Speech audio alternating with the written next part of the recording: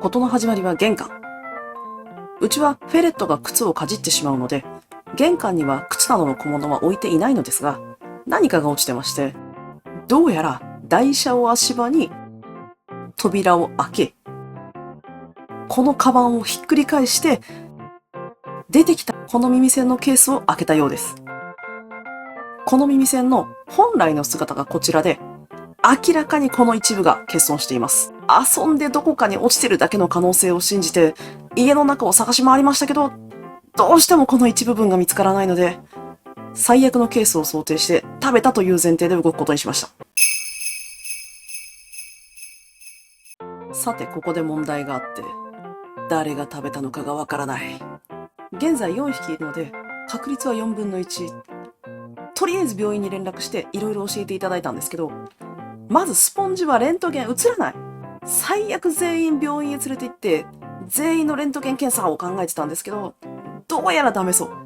そんなわけで推理が始まるんですけど、まず身体能力的に、この扉を開けたのは次男か末っ子なんですけど、でも冷静に考えたら、この扉を開けたかどうかって関係ないんですよね。次男が扉を開けて、カバンの中身をひっくり返して、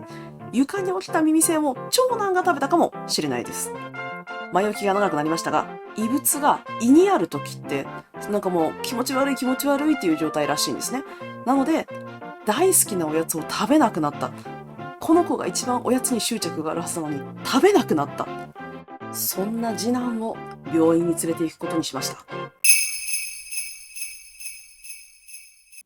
病院では触診等されますけど、何分スポンジなので触ってもわからない。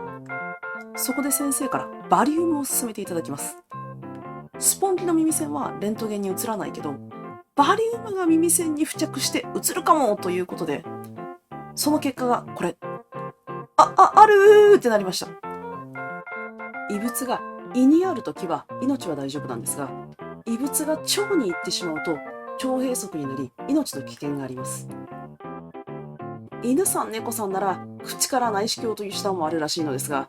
フェレットは体が小さいので、とりあえず一回やってみて、ダメなら回復に切り替えてくださいとお願いし、入院、手術が決定しました。ここから手術の後が表示されます。傷系が苦手な人はちょこっと早送りしてください。お腹を縦にざっくりです。ごめんね。通常手術後は点滴で消炎剤等の薬を入れて、術後2日間ぐらい様子を見るみたいなんですが、この次男ちょっと身体能力が高すぎて、術後すぐに点滴を自力で引き抜いてどうしようもなかったみたいで、手術後翌日、退院になりました。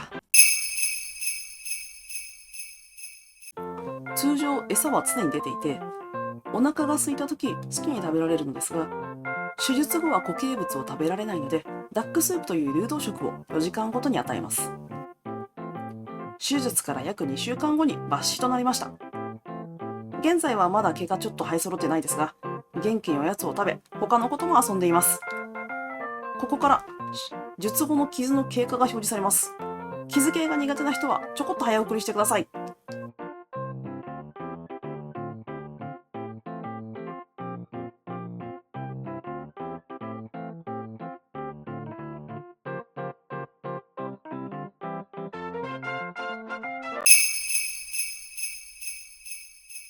さて皆さん、気になりますよね。今回かかった料金。これはあくまで私の通っている病院での費用なので、あくまでも参考程度にご参照ください。検査等に82,810円、手術そのものに125,400円、合計208,210円ですが、我が家はアニコム損保の 70% プランに入っているので、70% 返ってきて、こうです。入っていてよかったペット保険。現在は4匹で元気に遊び回っているので、本当に良かったです。以上です。このチャンネルでは、たまに我が家のフェレットについてお話しします。気が向いたらチャンネル登録、高評価、どうぞよろしくお願いします。